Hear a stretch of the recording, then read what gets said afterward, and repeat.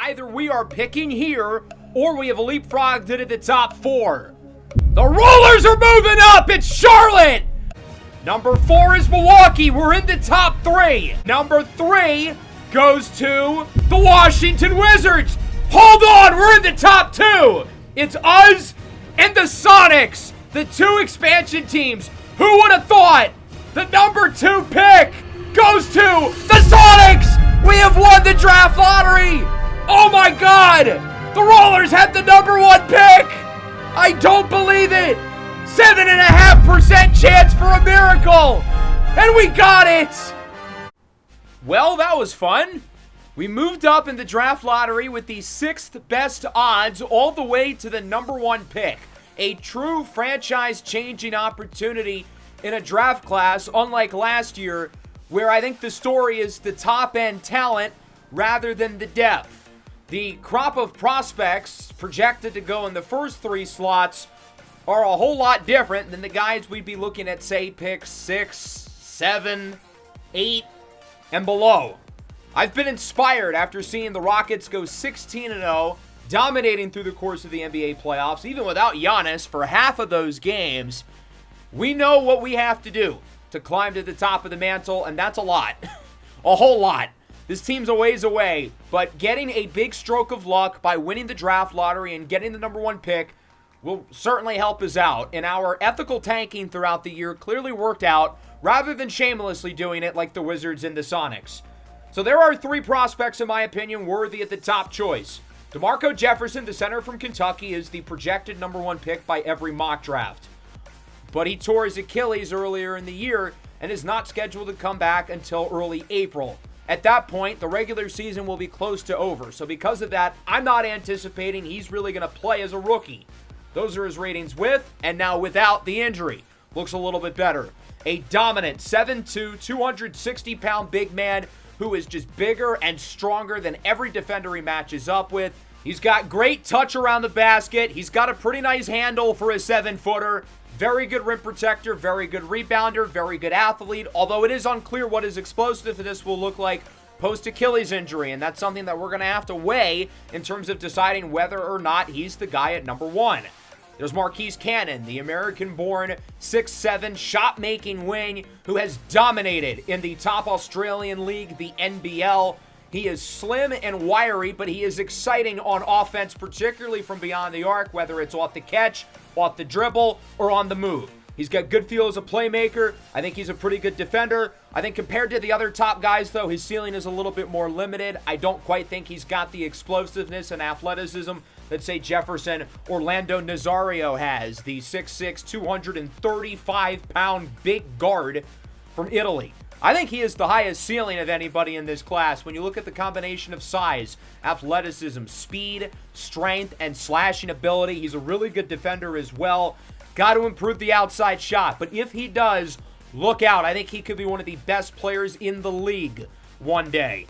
We could also trade the number 1 pick. We explored some trade scenarios in the last episode, and I think I'm very open to the possibility of moving this pick. If we get the right move, it would certainly cost a lot, however. We've got to figure out who we're going to invite to pre-draft workouts along with Jefferson, Cannon, and Nazario. So I'm trying to think about those trade down scenarios, and we'll go over them a little bit more in depth later today. But if we move back into the top 10, who are the guys we would want? If we move to the back end of the lottery, who are the guys we would want? There are also some players I'm interested in who I did not extend invites to because I don't really want to reveal my hand to the rest of the league. In terms of notable performers, some guys who impressed me included Lando Nazario, ran a really fast time, 42-inch vertical. Marquis Cannon, 44 inches. That really surprised me. I thought his explosiveness would be towards the bottom of the guys here, but he actually had a really good workout athletically. DeMarco Jefferson, how are you jumping 41 inches into the air 4 months off of the torn Achilles? That doesn't make sense. Either he's just got that dog in him or his doctors are idiots. I thought Laurent St. Pierre really shot the ball well. Tian McCoy looked good. But the biggest winner, in my opinion, was Marquis Cannon. He tested better athletically than I expected, and he shot the piss out of the ball. I thought Cannon looked like the best prospect in terms of just the pre-draft workouts, and we're not going to choose somebody solely based off a workout, but who knows? Maybe that ends up being a tiebreaker for us. All the mock drafts have us picking Jefferson at number 1. The Sporting News, interestingly, has Hakeem Ujale from UConn, the big man, going number 2 to the Sonics, with Cannon and Nazario both slipping a little bit. Dave is picking big man from Maine, Traquan Randall, at the end of the first round. And then in the second round, we don't pick at 33. That's wrong. We actually pick at 38. So that will be Jalen Mercer, the talented shot maker from Kentucky.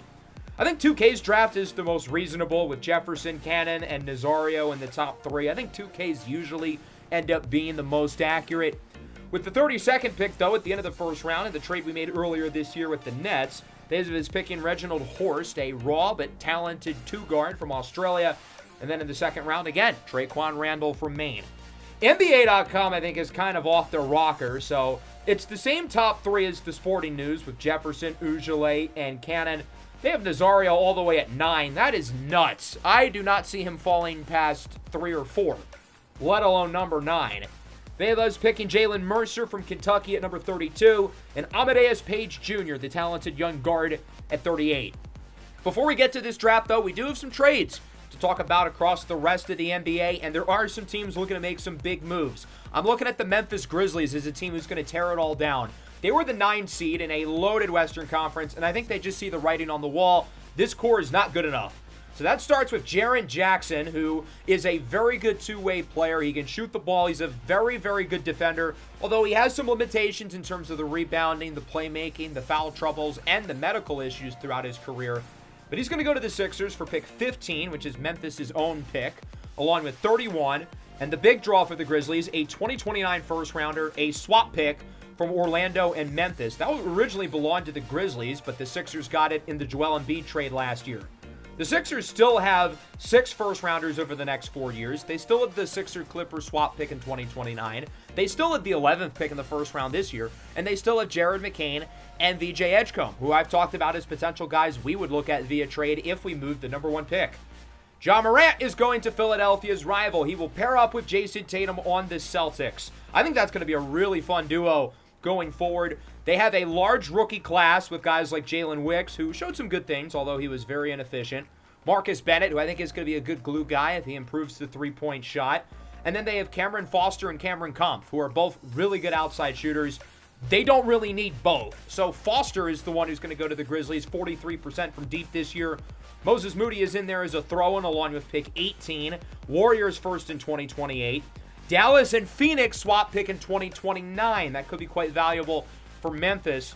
As for Ja Morant, I think his value is higher than it is in real life. I think if the Grizzlies got a deal like this in real life, they would say yes immediately. But Morant is still a very efficient guard. He can get downhill, and I think pairing him with Jason Tatum is going to be really fun. And then Joel Embiid, after just 1 year in Memphis, he is going to the Lakers for not a very large package. Joel Embiid is not what he once was. He's 33 now. He was on a minutes restriction this year, and his numbers per 36 look a lot better. But do you trust him to stay healthy for a full 82 games? I don't know. He only played 25 minutes a night. So PJ Washington and Jared Vanderbilt are in here to match the salaries. The 2031 Dallas pick is really what makes the Grizzlies interested in this. So the Lakers pair Luka with Embiid. If it doesn't work, Embiid's only under contract for 1 year. The Grizzlies now add 7 additional first-round picks. They've got 10 over the next 5 years, and they added 3 in today's draft. This roster is rough, but they've got some good young players. I think Cedric Coward in year 3 is really ready to break out. Cameron Foster, the rookie from Stanford, Jalen Wells, G.G. Jackson. They've got some fun guys here. Trey Murphy is going to the Nuggets. New Orleans is capitalizing on his value, probably being the highest it ever will be. Led the NBA in three-pointers this year and has turned into a really, really good outside shooter for the Pels. The Cam Johnson trade didn't really work for Denver, and he's a free agent anyway. The Nuggets are giving up 2 first-rounders, which is a lot, but Trey Murphy's really good. They want to convince Jokic to stick around. He is nearing the end of his contract. I believe he's on a player option for this offseason. I'm expecting he'll be back in Denver one way or another, whether it's the player option or a long-term deal. But the Nuggets are showing they're still committed to building around him after only getting the 10th seed last year and not winning a single game in the play-in tournament. This is a fun one, I think. Zach LaVine going to Detroit for Jaden Ivey and the 19th pick of the first round. A lot of people think Zach LaVine is not a winning basketball player, and he puts up the big scoring numbers, but it doesn't translate to winning. Well, I think playing for the Kings and the Bulls hasn't really helped that. Now, the Kings have been sneaky good. throughout this series. They were the 7th seed this past year in a loaded Western Conference. I think Zach LaVine's a big reason why. Jaden Ivey is a nice piece for Sacramento.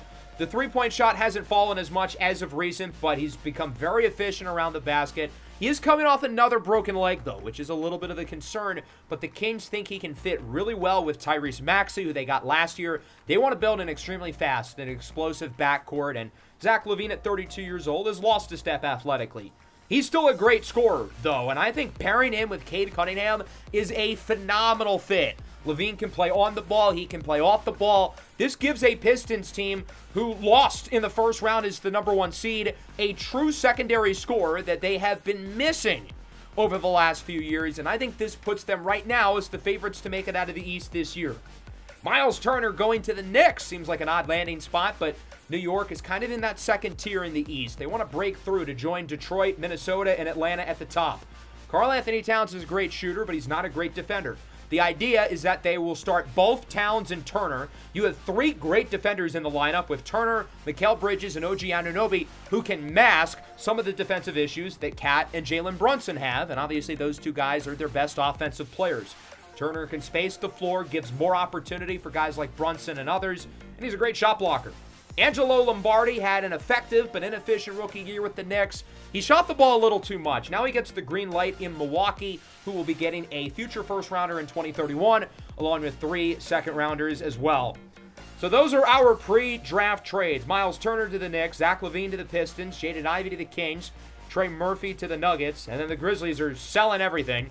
Joel Embiid to the Lakers, Ja Morant to the Celtics, and Jaren Jackson to the 76ers.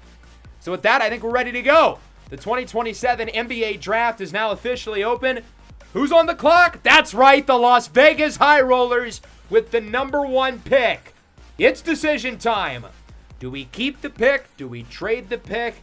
Could it be Jefferson, Nazario, or Cannon with the selection? I certainly want to do my due diligence in terms of looking at the trade market, and we talked about some trade scenarios in the last episode, and there are a few interesting ones. None of which are in the trade finder because these offers, for the most part, completely suck. I don't think any of these trades would be good. I'm interested in something that makes sense for us and is realistic for the other team, but look at this. We would move down from 1 to 2, and we would trade our first rounder next year for Cam Jones. Why would we do that? That makes no sense. I mean, at least Tyler Rose is a little interesting. He was a top 3 pick last year, but still, I'm not interested. So there were a few big trades that we explored in the last episode, one of which was with the Sixers, and even with the Jaren Jackson deal, I still think this can happen. The 11th pick, the Sixers-Clippers swap pick, and then one of Jared McCain or VJ Edgecombe would likely be the deal. I would prefer Edgecombe. I think the upside is really high. Talking with the Sixers, though, it was clear that they do not want to trade either Jared McCain or VJ Edgecombe, so unfortunately, this one's not going to happen. What about the Bucks, who have both picks 4 and 8 in the first round? I'd be interested in adding both of these selections, but I don't think this is enough. I would need Jabari Smith to do this. I would take this deal in a heartbeat. Milwaukee says no. They offer as a counter. I'm not trading Mark Singleton and a first-round pick next year. So we would have to take out one of either 4, 8, or Jabari Smith. The problem is I'm not willing to go any lower than this. I would not do 4 and 8 for pick 1. I would not do 4 and Jabari Smith for 1. I certainly wouldn't do 8 and Jabari Smith for 1. I like Jabari Smith. I'm interested in having him on the team, but he doesn't move the needle enough for me. The Brooklyn Nets have 6 first-rounders combined in 2028 and 2029. Some really good picks in there, including a Wizards-Suns swap pick in 2028 and their own pick in 2029. But we would not pick this year until number 23. And my thought process here is, yeah, that Wizards-Suns pick could be really good. It could be really high, but it could not be. Why would we trade a really high number 1 pick for a pick that could be really good, but might not be? When we open the mystery box, who knows? Maybe it's the number 1 pick, but there's an 80% chance it won't. So if we do make a trade, I think Seattle at 2 and the Wizards at 3 really are the only ones that make sense for us, because we still would get one of the blue chip guys and we would get an additional first rounder. This would be the offer from Washington, a 2029 Bucks-Celtics swap pick. Or we could look at Seattle at number 2. And I think this one makes the most sense for both sides. I believe our guy at number 1 and Seattle's guy at number 1 are different players. I don't think we would pick the same guy at number 1 as they would. So I'm very interested in making a deal with them, trying to tell them, hey, Seattle, we're in a bidding war for this pick. If you want to get your guy, you've got to move up and give us a future first rounder, say this 2028 top 10 protected pick. I'd like to think in 2 years from now, and that pick conveys, the Sonics will be far enough in their rebuild with whoever they pick at number 1 to where they're not in the top 10. And say that pick conveys next year, that means the Sonics rebuild is ahead of schedule. They would gladly have their pick outside the top 10 in 2028. So I want to see if I can get some second rounders. Based on the offer they send us, no. They want 2 additional first rounders. I think they're crazy. I would do this straight up. Seattle does not want to. They still are asking for 2 future firsts. No, that's not fair in the slightest. Why would we give you more picks? Why would we take on the swap worst pick? So then, I think maybe we need to start stockpiling some second rounders. We've been acquiring a lot of 2s lately in the idea that we may need to throw a lot of them in a deal like this. I tried 1, doesn't work. How about 2 second rounders, both of which would be in next year's draft? They say no, they keep offering us the same crappy counter offer. 3 second rounders, no. How about 4 second rounders? This is a lot at this point. 4 second rounders is enough to get the job done. We've got a deal. The Rollers are moving down from number 1, but only 1 spot. We're going to be picking 2nd overall in this year's draft, adding a top 10 protected first rounder next year. That pick I expect will convey in 2029. At that point, whoever the Sonics pick at number 1 will get through their 2nd year. You would think they should be a lot better by then. And if the pick conveys next year, again, that means Seattle's rebuild is ahead of schedule. We do have to give away 4 second rounders, but none of them are this year. And we've been saving up on second rounders for this exact reason. We now have 6 first round picks over the next 3 years, possibly 3 next year. And we only have to move back 1 spot. We still had the 2nd pick in the draft, and we're still going to get a blue chip player. But if the guy Seattle picks at number 1 ends up being really good, then boy, aren't we going to look stupid. With the first pick in the 2027 NBA draft, the Seattle Sonics select DeMarco Jefferson from the University of Kentucky. Seattle gets their guy. In a lot of scouts' eyes, this is the best player in the draft. Not expected to play at all his rookie year due to a torn Achilles, but Seattle's playing the long game. They're probably going to pick in the top 10 again next year, given that Jefferson's not going to play.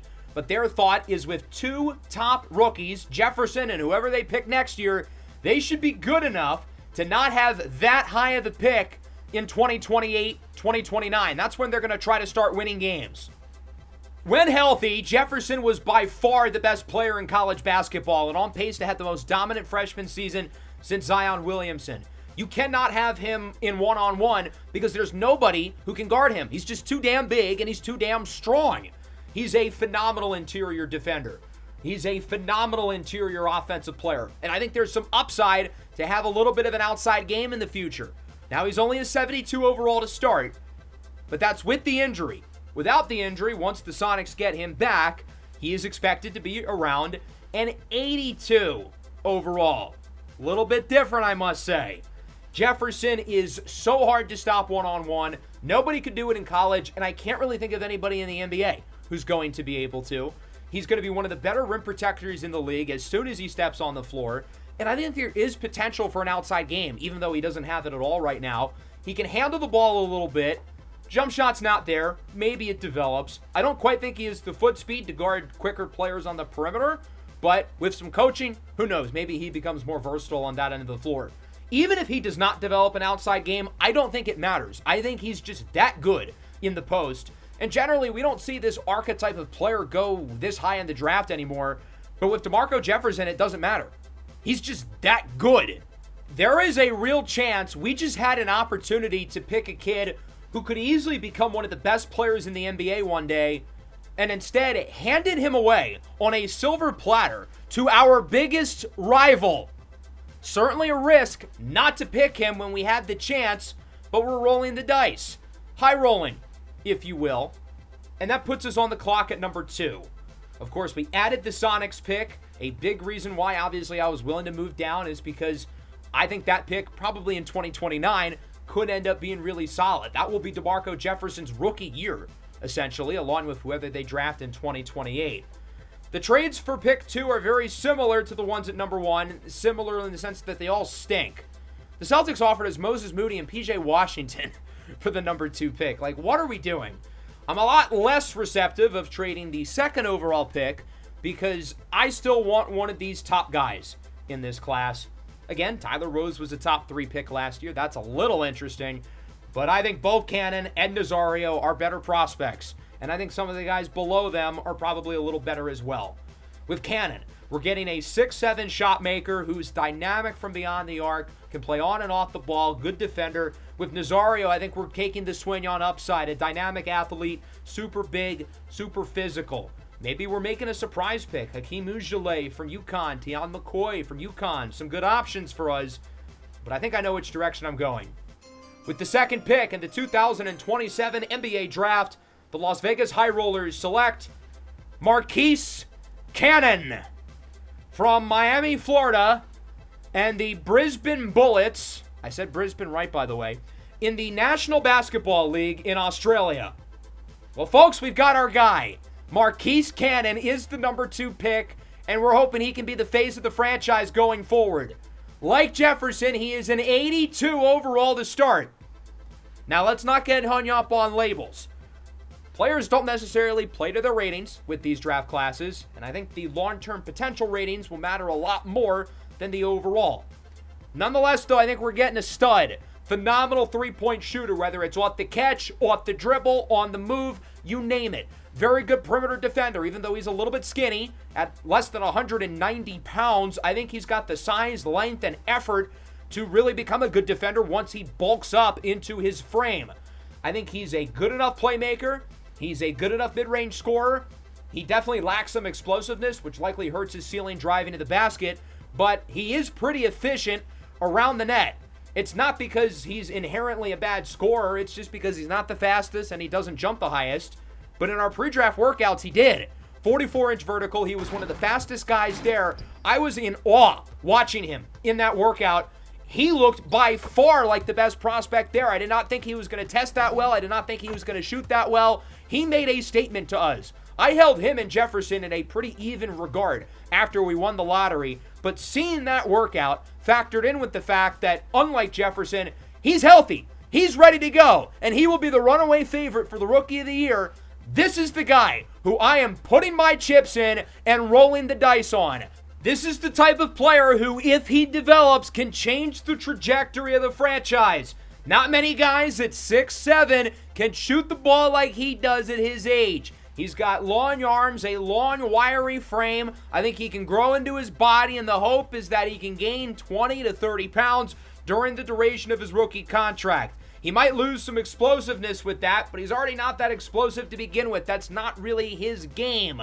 I think the big tiebreaker with him and Jefferson is that Jefferson has one working leg. Cannon has 3. I was right in my assumption that us and Seattle did not want the same guy. I rolled the dice, I traded back, got an additional first rounder from Seattle. We used our leverage to convince them there was a bidding war to go up and get Jefferson. And guess what? We still got our guy anyway. Had I not come to a deal, Marquis Cannon would have been the number 1 pick. He was the guy I wanted all along. I picked my target. I added an additional draft pick. I think that went about as well as it could have.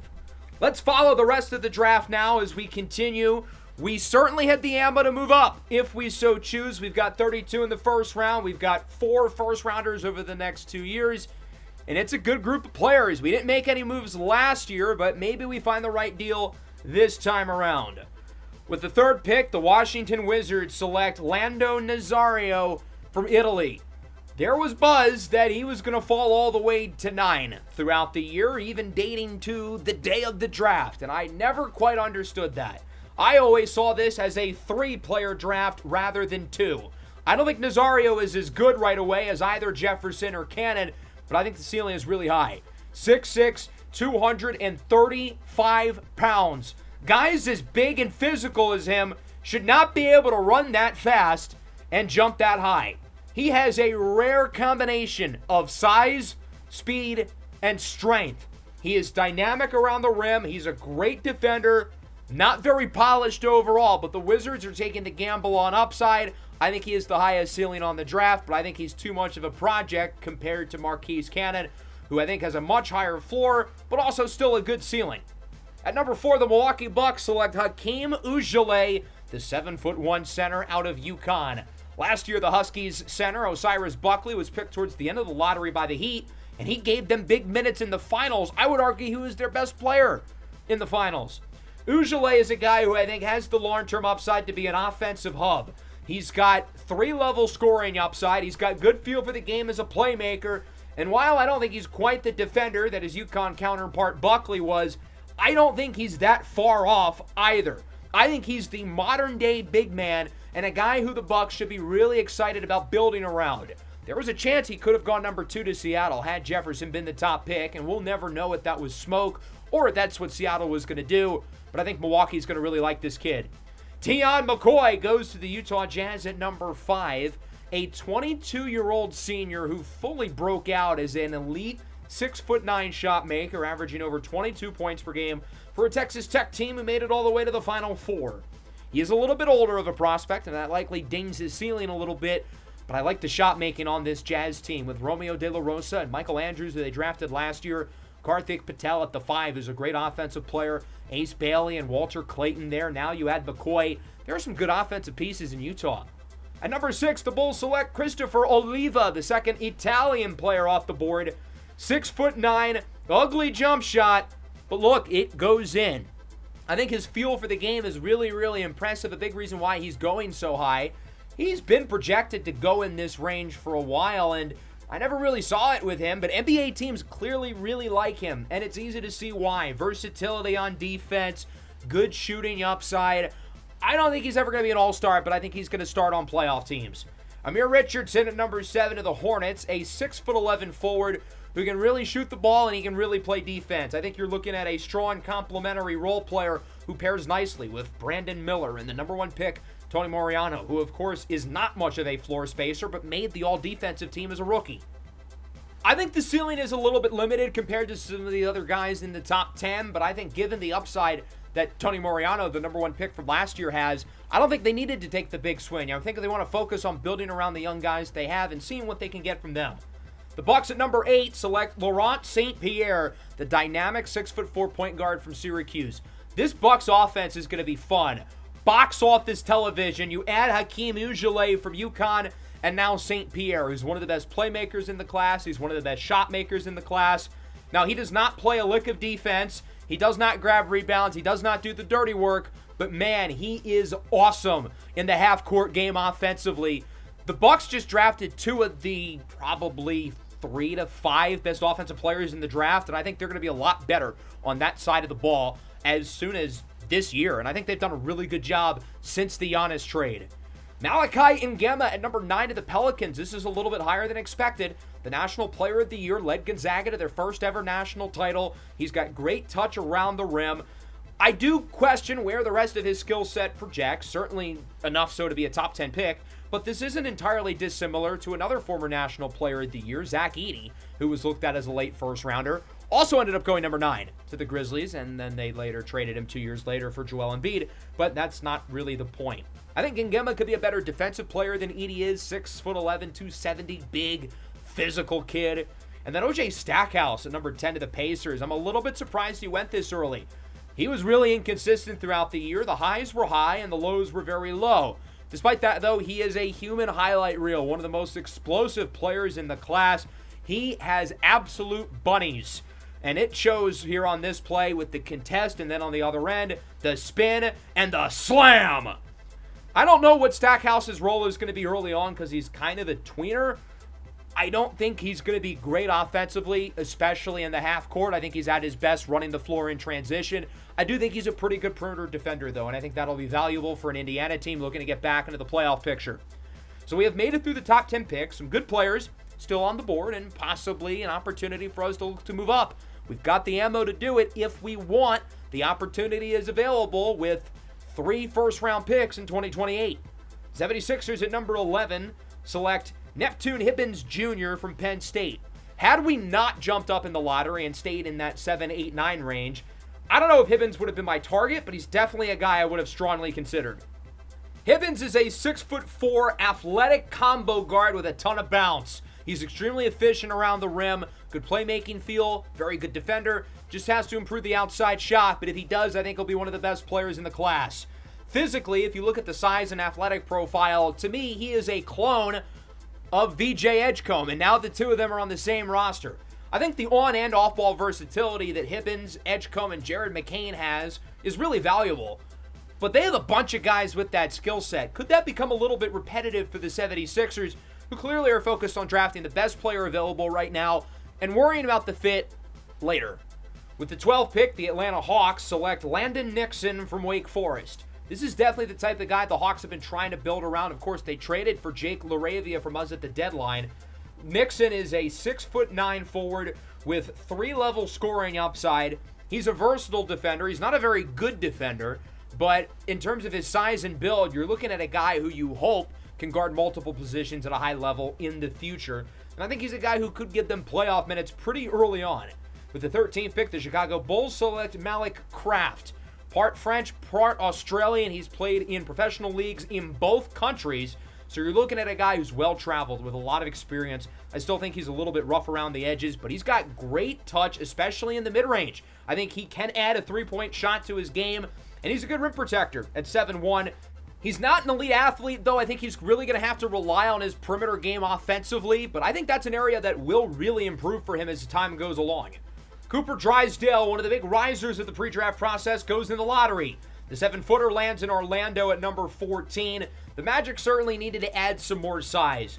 Drysdale, much like Malik Craft, I think has 3-level scoring upside in some capacity. He's a good rim protector as well. The Magic are hoping they can get poor man's Miles Turner with this spot. He's also not a natural athlete, so in terms of a player comparison with Malik Craft, these two guys are very similar in a lot of regards.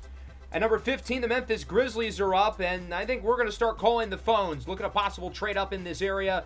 The Grizzlies do not seem overly open to business. Maybe 6 or 17. What about the Lakers?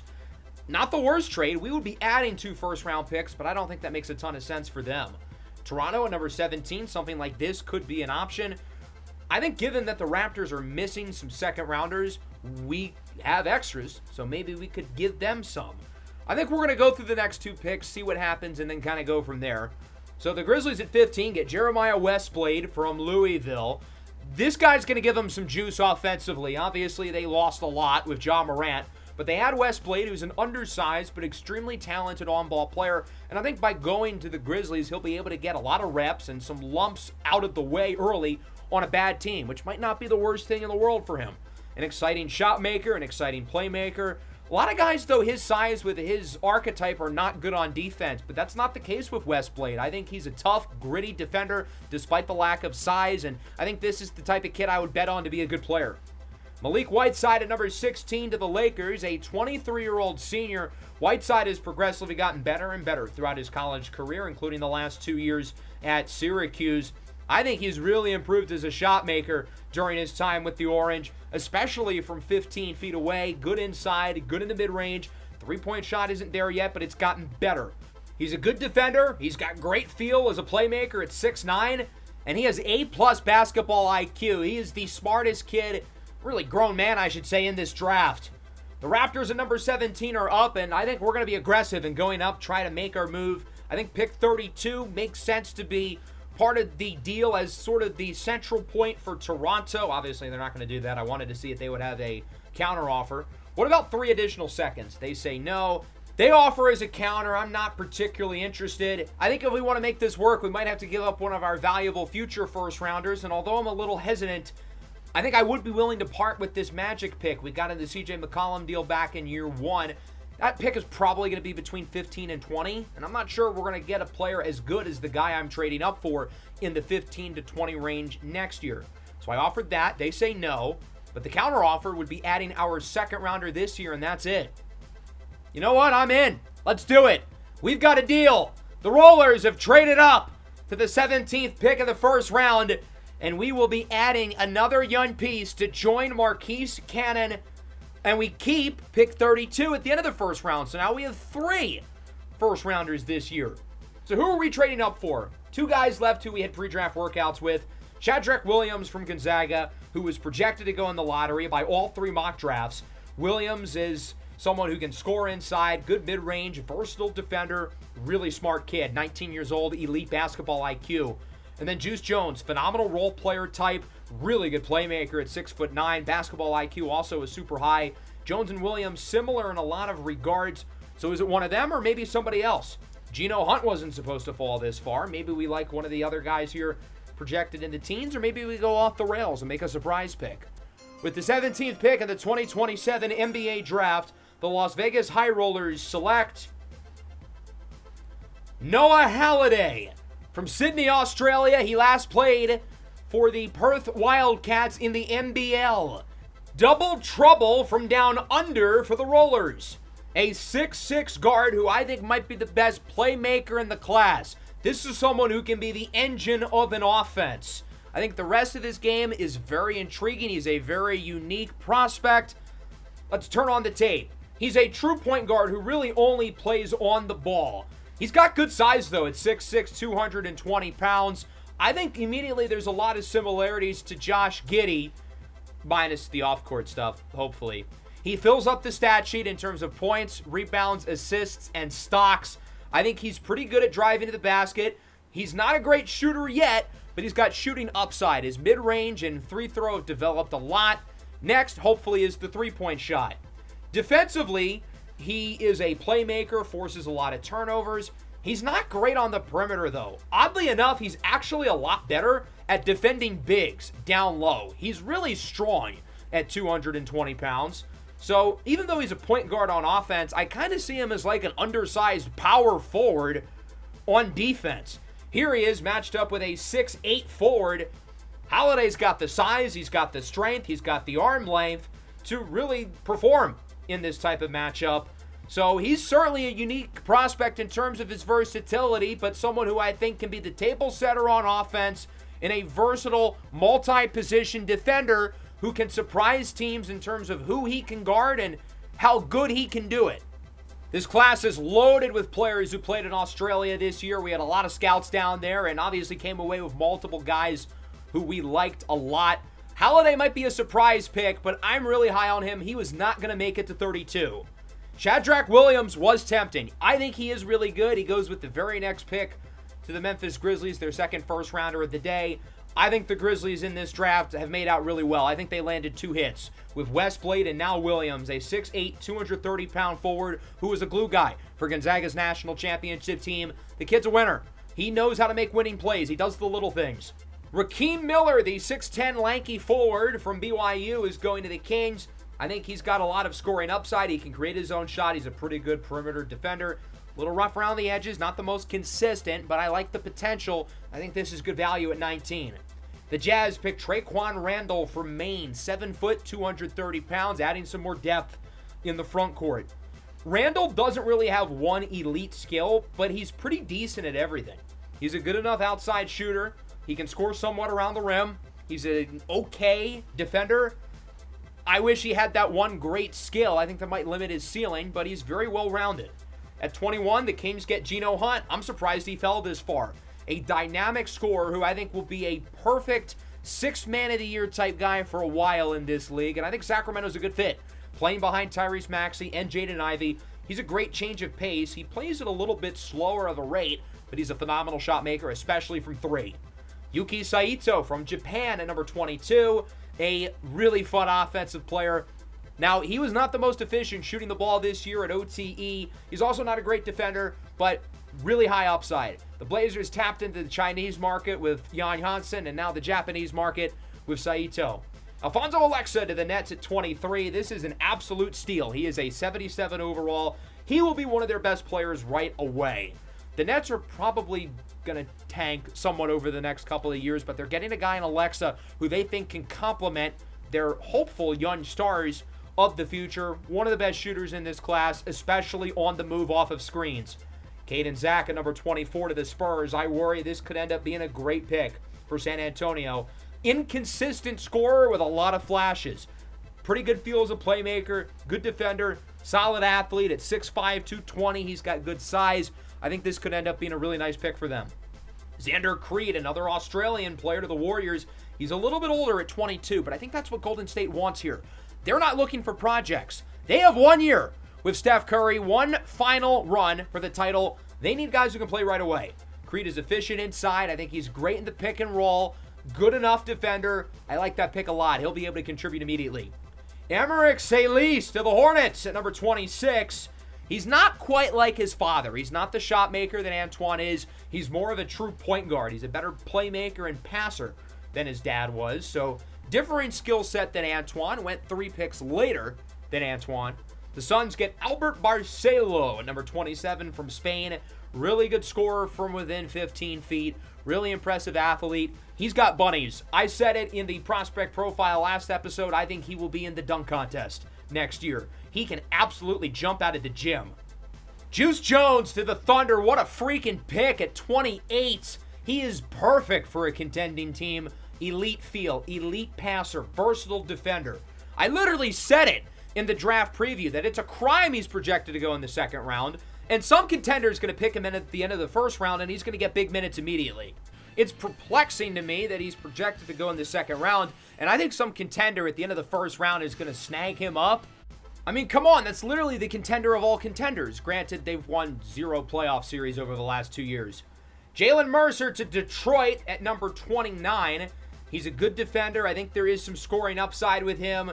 Only a 72. Might take him a little bit to get into that rotation, but I think behind Cade Cunningham and Zach LaVine, he could be a good bench option for this team going into the future. They're certainly hoping he'll be able to contribute somewhat early on, given that they are a contender. Marcus Thompson to the Clippers at number 30 out of Oklahoma State. Good 3-and-D guy. I think the projection for him in the NBA is an easy one. Let him cook in the corner and let him guard one of the better players on the other end. I think he's going to be a winning player, and for a Clippers team who wants to add glue guy role player types, that's perfect for them.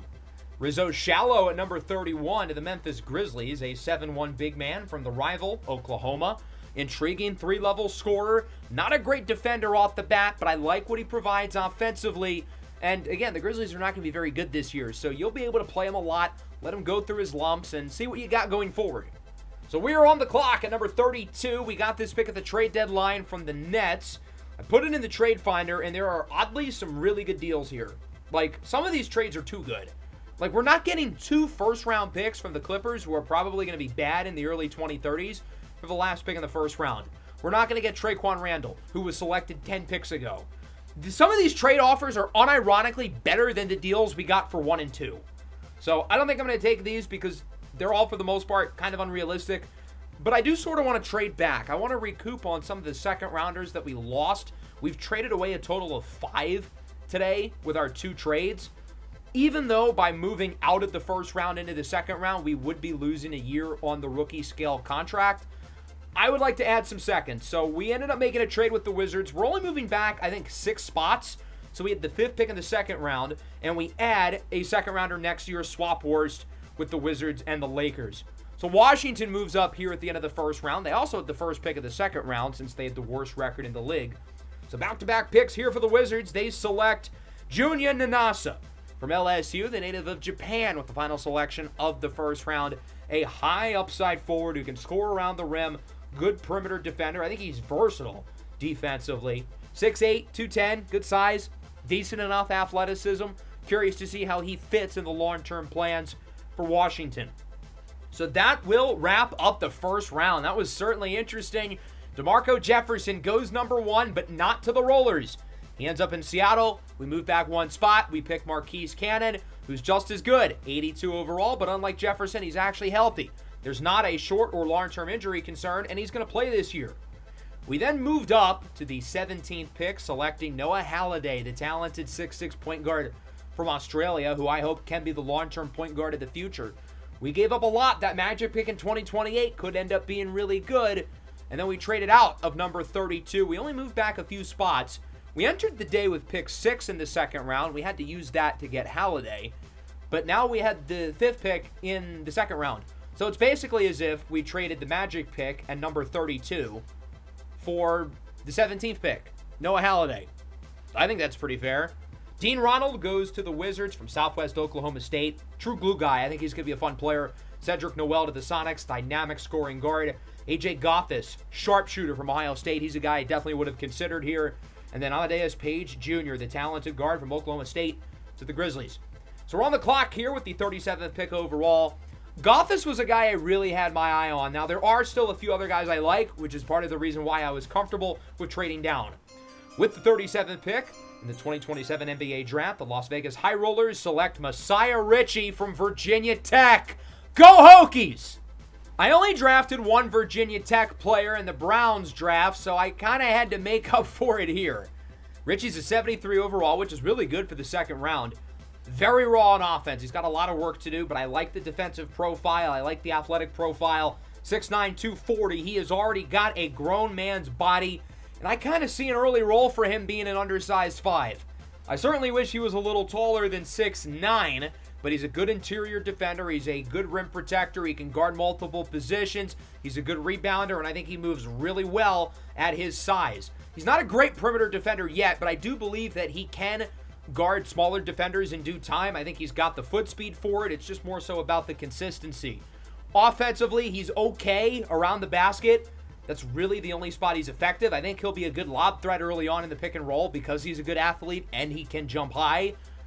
Other than that, he doesn't really give anything on offense yet. He's not a good mid-range shooter. Can't shoot the three. Not a good playmaker. I do think he'll be a good transition offensive player. Even though he's not a good playmaker, he's a really good outlet passer. So, I mean, there's that, I guess. Underrated little niche skill, I suppose. We don't have any other second rounders. We'll see if we make any moves or if we stand pat. Nikisa Dragovic to the Raptors. Very good shooter.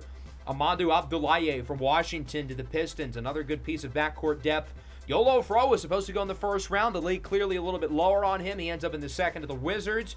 The Milwaukee Bucks get Aaron Mills, solid sharpshooter from the University of Florida. The Thunder get Marcel Badou from France. He's raw, but I think has one of the highest ceilings of the second round. Trey Spice from Nebraska. I think he'll be a good 3-and-D guy. He ends up with Charlotte. The 76ers get Manuel Cruz Aranda Gomez, big point guard, 6'4", 210. Very good playmaker. The Sixers' backcourt looks awfully nice. Richard O'Brien goes to the Memphis Grizzlies. At number 46, the Raptors get Zymir Vaughn, very good catch-and-shoot guy. The Michael Battle out of Iowa State to the Pacers. The Magic get Damba and then Tume Drame. I guess the NBA didn't like that he's not a very good basketball player, even though he's got good feel for the game. Simeon Lara from Mexico to the Thunder. Breezy Turner out of Marquette ends up in Dallas. The Suns get Russ Jefferson. The Nets get Kael Cesare. This was actually my second choice after Messiah Ritchie. He's also very raw offensively, physically really similar, 6'9", around 20 pounds lighter. He's a better perimeter defender, though. I valued the interior defense of Ritchie a little bit more, and that's why he ultimately got the tiebreaker. Nonetheless, though, I like the value a lot for the Nets here in the 50s. Melvin Barlow to Sacramento. David Doolin, he can really shoot it at 6'7", ends up in Minnesota with the Wolves. Johnny C. Woods, nobody knows what the C means. Amore Ozingani, 7'4", ends up with the Nets. The Bucks get Nicholas Carl from Utah Valley University, certainly the most interesting thing to ever happen with that school. The Utah Jazz get Brian Ross, very undersized but really good playmaker. Sebastian Sendor from Hungary goes to the Blazers. They have back-to-back picks. They get Sonny Days from St. John's, good shooter. I think that's good value in the 60s. Reginald Horst from Australia, good upside. He ends up in Detroit. The Clippers get Mir Drummond, undersized but quick, shifty guard from Arkansas to the Clippers. Rich Stokes, another Australian player. A lot of Australian guys. I told you there's a ton of them. And Damian Avanti from UCLA ends up being Mr. Irrelevant to the New York Knicks. So that is your second round. We stick and pick. We get Messiah Ritchie from Virginia Tech. Good athlete, good defense. A little bit undersized to play the 5, but I think that's where he's best suited for now. Maybe he adds a little more perimeter game on both ends of the floor, but if not, I think he's kind of the designated role player and could play a pretty solid role for us going forward.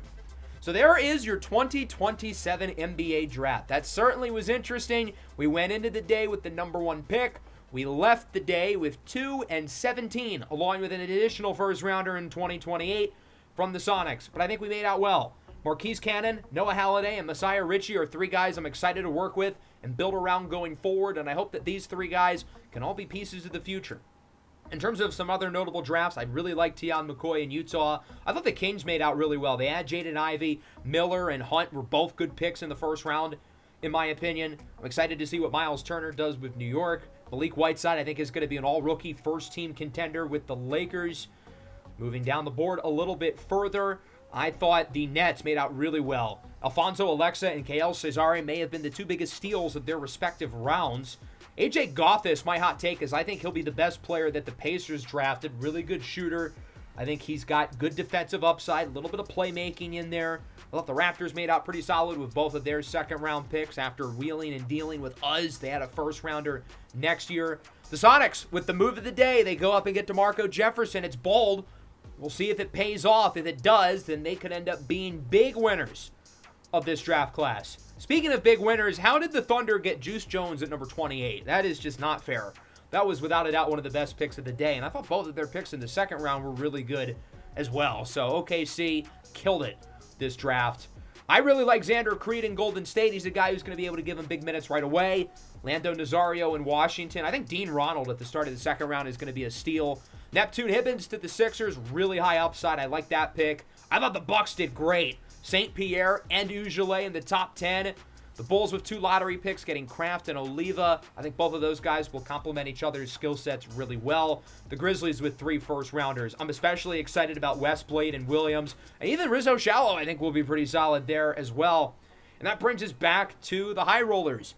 That'll wrap things up. Next time around, we will go through the rest of the offseason, including free agency. I don't really know what the plan is. I mean, I certainly didn't anticipate going into the offseason that we would have Marquis Cannon. So that certainly changes things a little bit. But basically, our entire roster is on either team or player options. So it's kind of hard to make a plan until we know what's going to happen with those. For all we know, we might have 6 players on the roster, or we might have 15 by the time we get to free agency. That'll wrap things up. I hope you guys enjoyed. Make sure to leave a like. Subscribe to the channel if you're new. Peace out.